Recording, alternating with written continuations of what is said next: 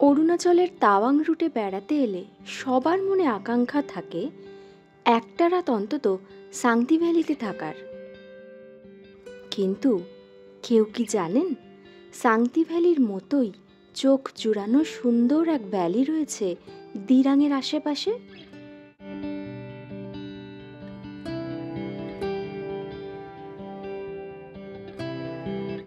দিরাং থেকে ঢিল ছোড়া দূরত্বে রয়েছে সেই অফবিট জায়গা যার নাম চুগ ভ্যালি।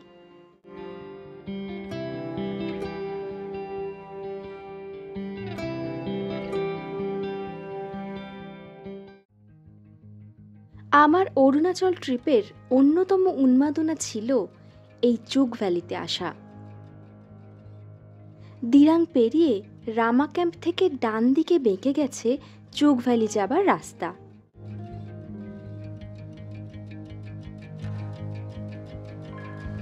দিরাং নদীর ব্রিজ পার হয়ে অনেকটা ভাঙাচোরা পথ।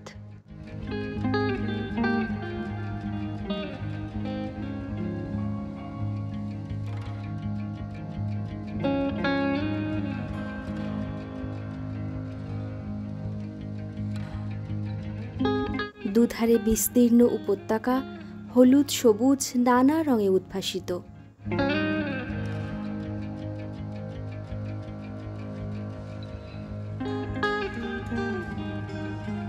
প্রায় 15 কিলোমিটার রাস্তা, কিন্তু শেষ যেন হয় না। দুলতে দুলতে ঠোক্কর খেতে খেতে চুগ ভিলেজের সীমানায় এসে পৌঁছলাম। গুগল ম্যাপ এখানে অকেজো, তাই প্রায় অন্ধ এই ভবঘুরেদের পথ দেখালো স্থানীয় এক ড্রাইভার।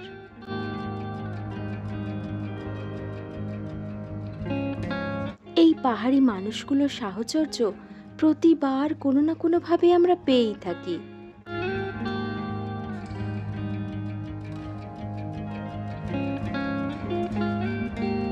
নদী পার করে উপত্যকা ছাড়িয়ে পাহাড়ের অনেকটা উঁচুতে ছিল আমাদের হোমস্টে।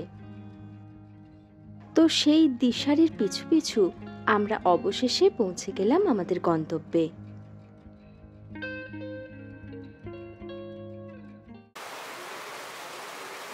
এখানে পৌঁছে তো আর এক বিপত্তি। আকাশে মেঘের ঘন ঘটা তো বিকেল থেকেই ছিল। পৌঁছানোর পর শুরু হলো মুষলধারে বৃষ্টি। টানা 3 ঘন্টা ধরে চলল বৃষ্টির তাণ্ডব। চিন্তায় পড়লাম, কাল অনেকটা পথ পাড়ি দেবার আছে, কি হবে?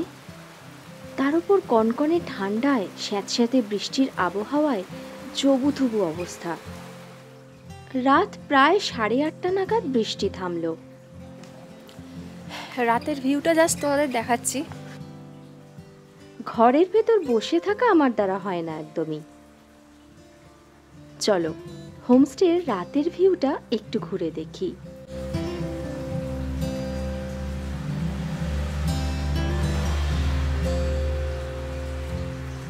এই উল্টো দিকের ঘরটা কিচেন আর ডাইনিং।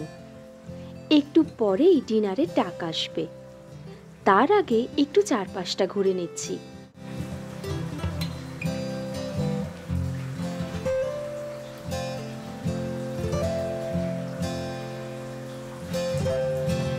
ওই দূরে ঝিকিমিকি করছে দিরাং শহরের আলো। অপূর্ব লাগছিল এই মুহূর্তটা।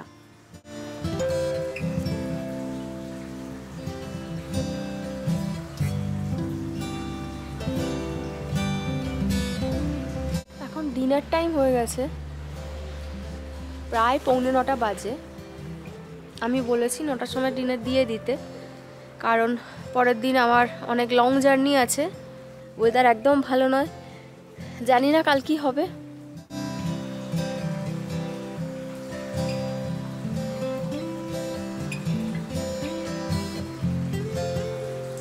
কিচেনে ঢুকে তো অবাক, রাজকীয় সাজ তো, বিরাট স্পেশিয়াস।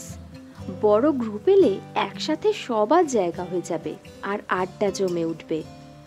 আমাদের জন্য তো একদম পারফেক্ট। আমরা কোথাও গেলেই এমনই খুঁজি যে। আর কি সুন্দর কালারফুল ডেকোরেশন, কত ফুলের বাহার।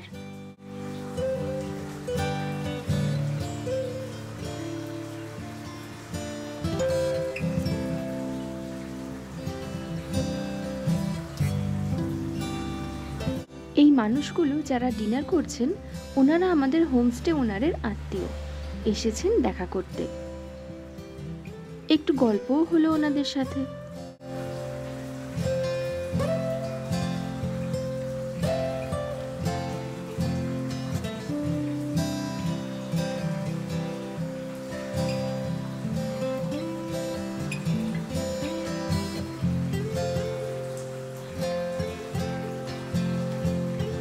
রাতের আহারে ছিল ভাত, ডাল, আলু ভাজা, ডিমের কারি, পাঁপড়, আচার আর পর্ক কারি। যদিও আমি খাইনি সেটা। পেট পুড়ে ডিনার করে সোজা ঘুমের দেশে।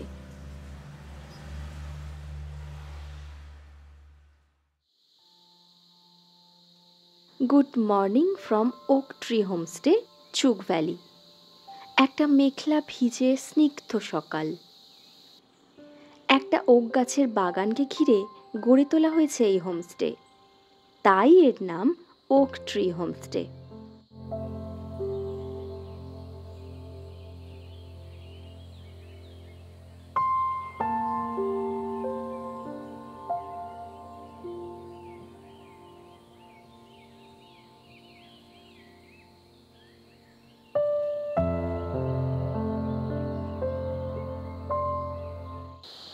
Good morning.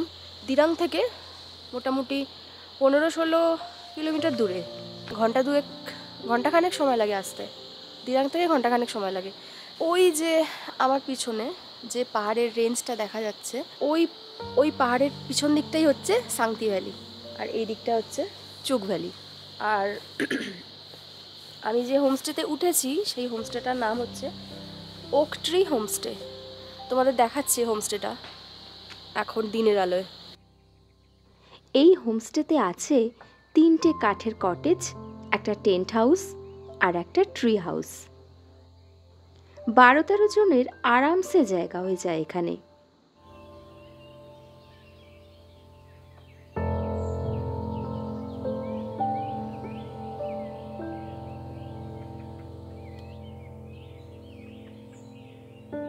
সিঁড়ি দিয়ে উঠেই সামনে কটেজের ছোট্ট বারান্দা, যেখানে বসার ব্যবস্থা রয়েছে।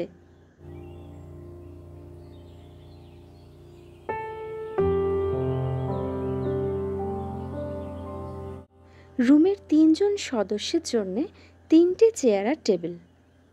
এখানে বসে জঙ্গলের গান শুনতে শুনতে ব্রেকফাস্ট জমে উঠবে।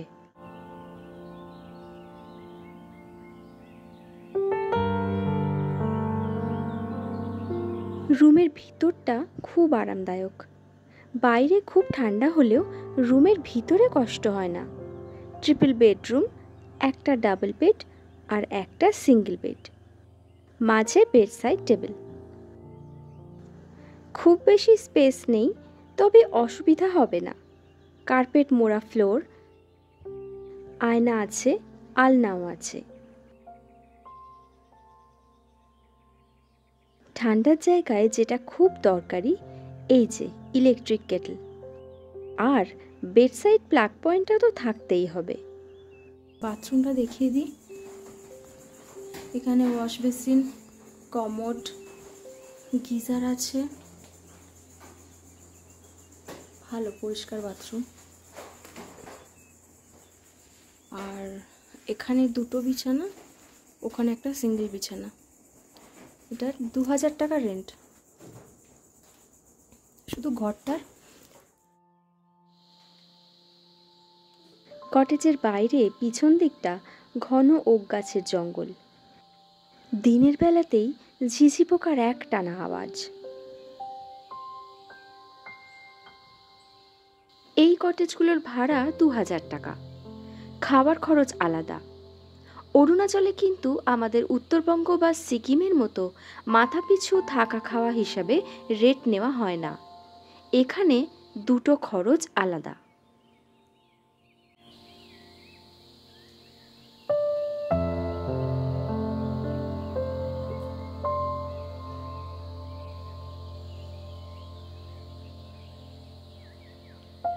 এটা হচ্ছে কিচেন কাম ডাইনিং রুম, যেটা কাল রাতে দেখিয়েছি তোমাদের। ভিতরটা ভীষণ কোজি ভিতরটা।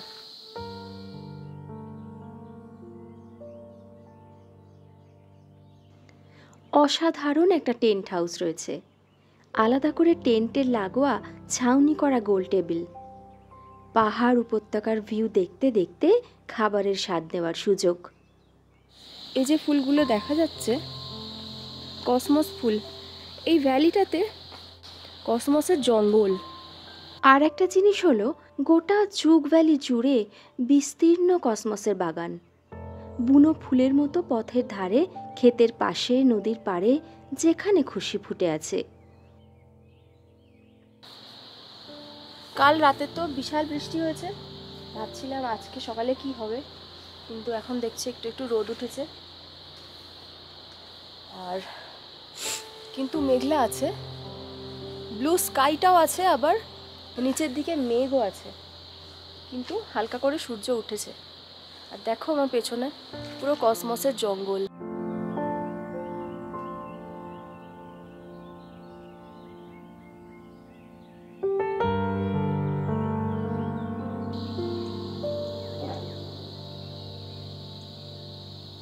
ইন্টারেস্টিং জিনিসটা হচ্ছে এইটা, এই ট্রি হাউসটা।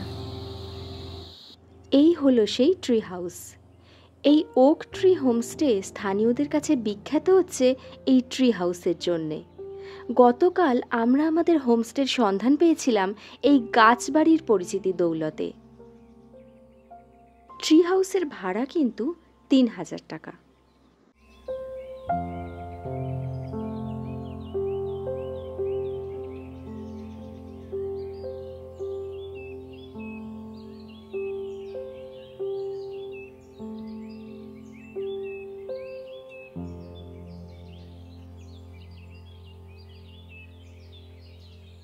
অপূর্ব সুন্দর এই গাছবাড়ি আর তার চারপাশের দৃশ্য। সিঁড়ি দিয়ে কয়েক ধাপ উঠলেই বরফে মোড়া গিরিরাজি দূর থেকে উঁকি দেয়।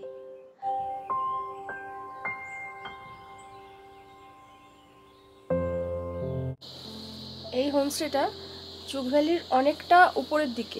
কাল খুঁজে পাওয়া যাচ্ছিল না হোমস্টেটা, আস্তে আস্তে প্রায় সন্ধে হয়ে গিয়েছিল, এখানে খুঁজে পাওয়া যাচ্ছিল না। তারপর এখানকার স্থানীয় লোকেরাও চিনতে পারছিল না নাম বলতে, ওক ট্রি হোমস্টে নামটাও একটু অড, চিনতে পারছিল না। তারপরে যখন আমরা বললাম যে ট্রি হাউস আছে, গাছের ওপর বাড়ি আছে, কাঠের বাড়ি, তখন ওরা চিনতে পারলো যে আচ্ছা আচ্ছা ওই ওই হোমস্টেটা, ওখানে চলে যান। অনেকটা উপরে, রাস্তা এমন কিছু ভালো না, মানে একটা সময় ভালো ছিল রাস্তা, এখন খারাপ হয়ে গেছে, মেরামতির অভাবে খারাপ হয়ে গেছে, এটা বুঝতে পারা যায়। সমস্যাটা হচ্ছে এটা, গুগল ম্যাপে ঠিকঠাক লোকেশন দেখায় না, সেই জন্য আমরা বুঝতে পারছিলাম না যে হোমস্টেটা ঠিক কোন জায়গাটাতে, নদীর কাছে না নদীর অনেকটা উপরে, নদী পেরিয়ে। আর আমার তো মনে হয় এই হোমস্টেটার পরে জঙ্গল শুরু হয়ে যাচ্ছে, ওই যে পিছনে দেখা যাচ্ছে জঙ্গল, এরপরে আর কোনো বসতি নেই, টোটাল জঙ্গল শুরু হয়ে যাচ্ছে।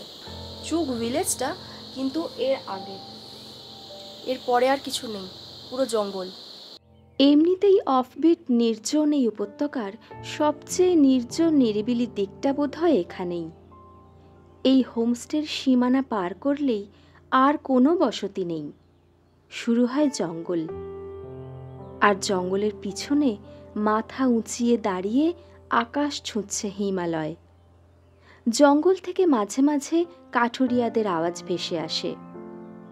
এই জঙ্গলেই পাওয়া যায় প্রচুর রেড প্যান্ডা। চুক ভ্যালিকে প্রকৃতি যেন উজাড় করে দিয়েছে নিজের সবটুকু।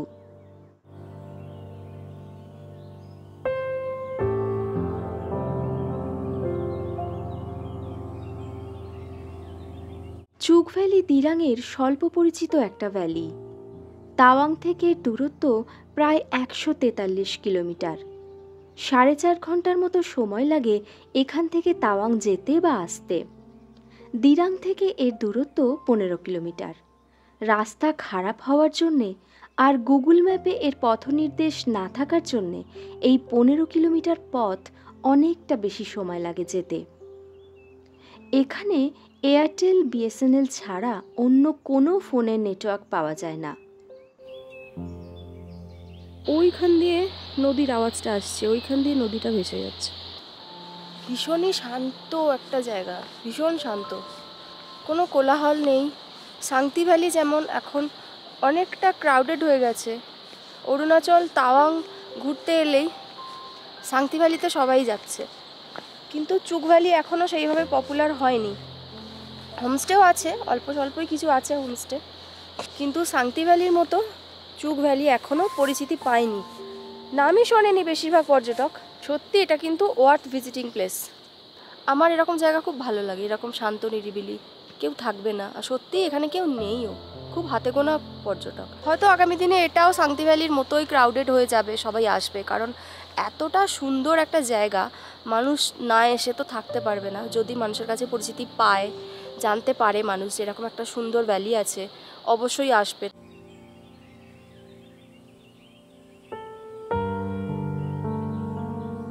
যে কোনো ঋতুতেই এখানে আসা যায়। চুক ভ্যালি সব ঋতুতেই মোহময়ী। শীতে তাপমাত্রা হিমাঙ্কের কাছাকাছি চলে যায়, আশেপাশের পাহাড় বরফে ঢেকে যায়।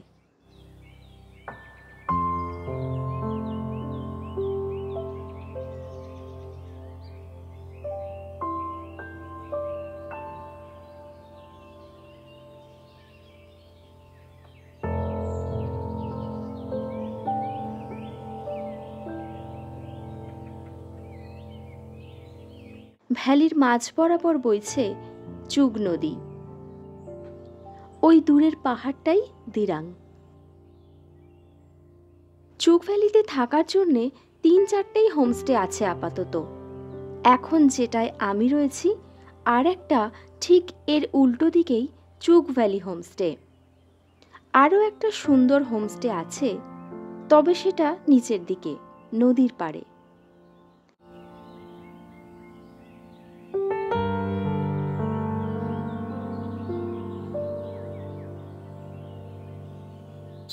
এখানে কিন্তু বেশ ঠান্ডা। কাল তো কাঁপুনি ধরিয়ে দিচ্ছিল রাত্রিবেলা, তার উপর বৃষ্টি হয়েছে। আজও কিন্তু এখনও সকালবেলা, এখন সকাল 8টা মতো বাজে, ভালো ঠান্ডা রয়েছে, ঠান্ডা হাওয়া দিচ্ছে। এখান থেকে যেতে ইচ্ছা করছে না, আজ চলে যেতে হবে, তাওয়াং যাব।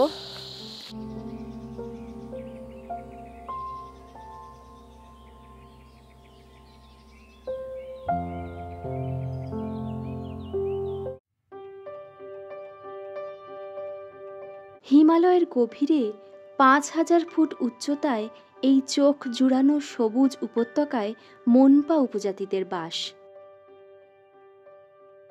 মেরে কেটে 50-60 ঘর বসতি নদীর দুই পারে।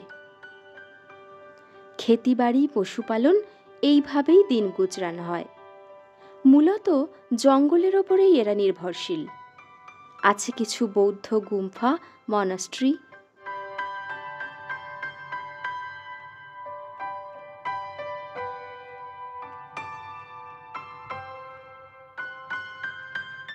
এই হলো সেই চুগ নদী, যা এই উপত্যকার আকাশ বাতাস মুখরিত করে বয়ে গিয়ে মিশেছে দিরাং নদীতে। এই কাঠের ব্রিজটুকুই সম্বল নদীর দুই পাড়ে ছড়িয়ে থাকা গ্রামের মেলবন্ধনের।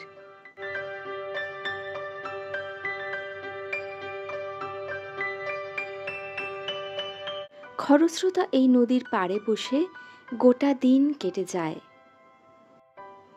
গতকাল এখানে আসার মুহূর্তে এই নদীর পাড়েই সন্ধ্যা নেমেছিল।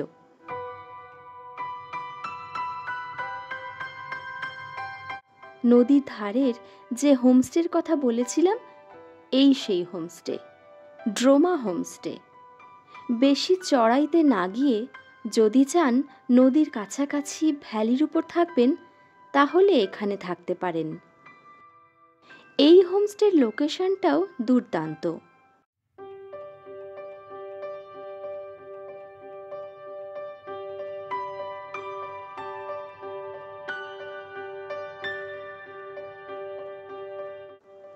সময় যেন এখানে থেমে যায়, প্রকৃতির শোভা দেখতে দেখতে আবেশে ঘোর লাগে।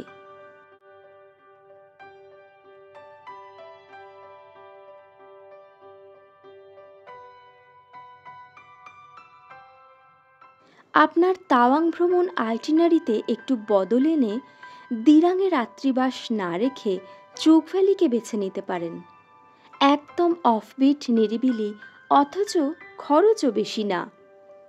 আপনার নিজের গাড়ি না থাকলে হোমস্টেতে কথা বললে ওরাই গাড়ির ব্যবস্থা করে দেবে। চুগ ভ্যালিতে 1 বা 2 দিন কাটিয়ে ওখান থেকে চলে যান সেলা পাস হয়ে তাওয়াং। চুগ ভ্যালি কেমন লাগলো কমেন্ট করে জানাতে ভুলবেন না। যদি খুব ভালো লেগে থাকে তাহলে বন্ধুবান্ধবদের সাথে অবশ্যই শেয়ার করবেন। এরকম আরও অফবিট জায়গার ভিডিও দেখতে চাইলে স্কাইজ অ্যান্ড মাইলস চ্যানেলটিকে সাবস্ক্রাইব করে বেল আইকনটা প্রেস করে দেবেন।